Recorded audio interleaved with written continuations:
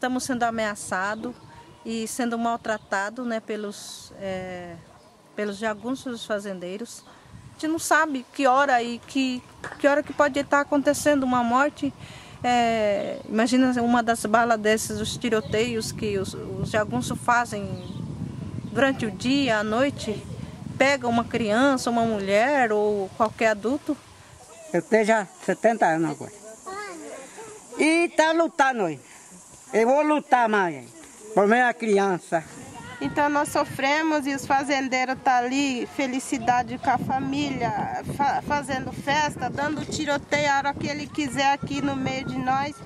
Então será que eles têm mais poder do que a justiça? Ou porque eles têm muito dinheiro? Não sei. Então eu acho que tem justiça, eu acho que tem as pessoas que têm autoridade competente para nos ajudar.